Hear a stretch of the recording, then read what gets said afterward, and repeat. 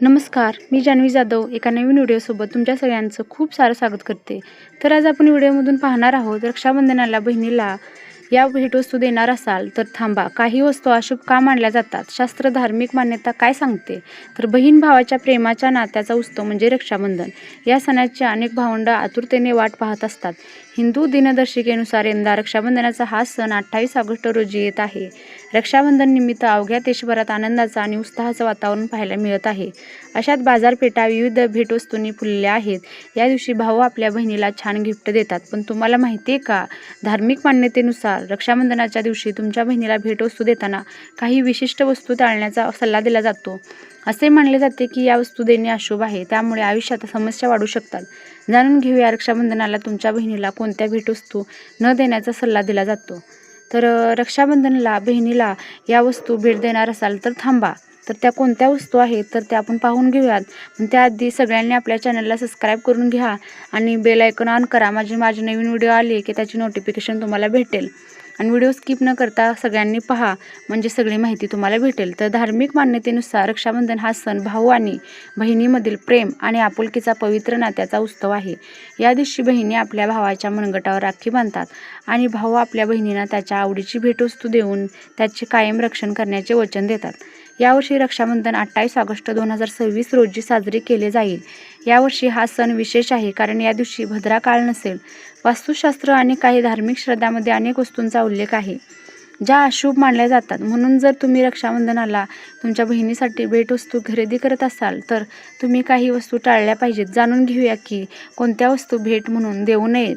तर भेट म्हणून काय देऊ नये तर त्याआधी आपण पाहून घेऊयात। वास्तुशास्त्रानुसार धारदार वस्तू, रिकामे पाकिट, घड्याळ, काळ्या वस्तू किंवा काटेरी वनस्पती भेट देऊ नयेत। या गोष्टी अशुभ मानल्या जातात आणि त्यामुळे नात्यात दुरावा निर्माण होऊ शकतो। याबाबत अधिक जाणून घेऊया। तर एक आहे बघा, बूट किंवा पट्टे। वास्तुशास्त्र आणि ज्योतिषशास्त्रानुसार चामड्याचे बूट, चप्पल किंवा पट्टे भेट देणे अशुभ मानले जाते। असे मानले जाते की यामुळे नात्यात दुरावा निर्माण होऊ शकतो। तर दोन काय आहे तर घड्याळ। वास्तुशास्त्रानुसार घड्याळ हे वेळ आणि नशिबाचे प्रतीक मानले जाते। ते भेट म्हणून दिल्याने चांगला वेळ किंवा ऊर्जा निघून जाऊ शकते। तर तीन रुमाल।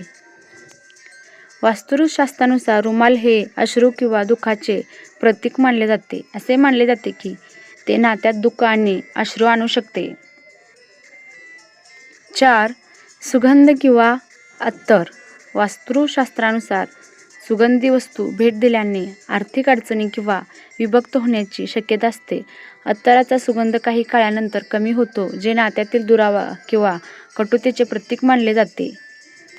तर पाच काचेची भांडी।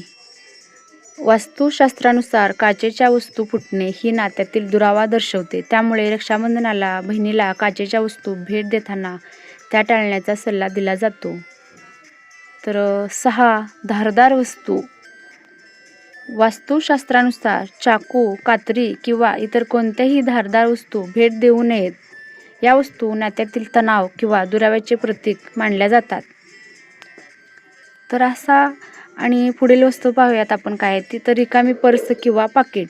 तर वास्तुशास्त्रानुसार किंवा नाणी नसलेली पर्स भेट देऊ नये। रिकामी पर्स म्हणजे रिकामी खिसे असे मानले जाते। जर तुम्ही पर्स भेट देत असाल तर शुभ शकुन म्हणून त्यात थोडे पैसे नक्की ठेवा। आणि पुढे पाहूयात आपण तर काळ्या वस्तू। वास्तुशास्त्रानुसार काळे कपडे किंवा काळ्या वस्तू भेट म्हणून देणे शुभ मानले जात नाही। वास्तुशास्त्र आणि ज्योतिषशास्त्रानुसार काळ्या वस्तू नकारात्मक ऊर्जा आकर्षित करतात आणि त्यामुळे नात्यामध्ये कटुता किंवा दुरावा निर्माण होऊ शकतो। तर हा असा आपला आजचा व्हिडिओ होता की रक्षाबंधन आता अगदी खूप जवळ येत आहे, 2 दिवसावरती आहे। तर तुम्ही बहिणींसाठी कोणत्या गिफ्ट घेऊ शकता, कोणत्या भेटवस्तू देऊ शकाल, तर ह्या व्हिडिओमधून मी सविस्तर माहिती सांगितलेली आहे। तर व्हिडिओ कसा वाटला तुम्हाला नक्की मला कॉमेंट करून सांगा आणि कशा प्रकारचे व्हिडिओ तुम्हाला पाहायला आवडतील हेही मला कॉमेंट करून सांगा। आणि व्हिडिओ जर तुम्हाला थोडा जरी हेल्पफुल वाटला असेल तर व्हिडिओ नक्कीच मित्रांबरोबर तुमच्या शेअर करा आणि तुम्हाला कशा प्रकारचे व्हिडिओ पाहायला आवडतील हे मला नक्कीच कॉमेंट करून सांगा। तर चला भेटते पुन्हा अशाच एका नवीन व्हिडिओसोबत। तोपर्यंत सगळ्यांनी नक्कीच काळजी घ्या।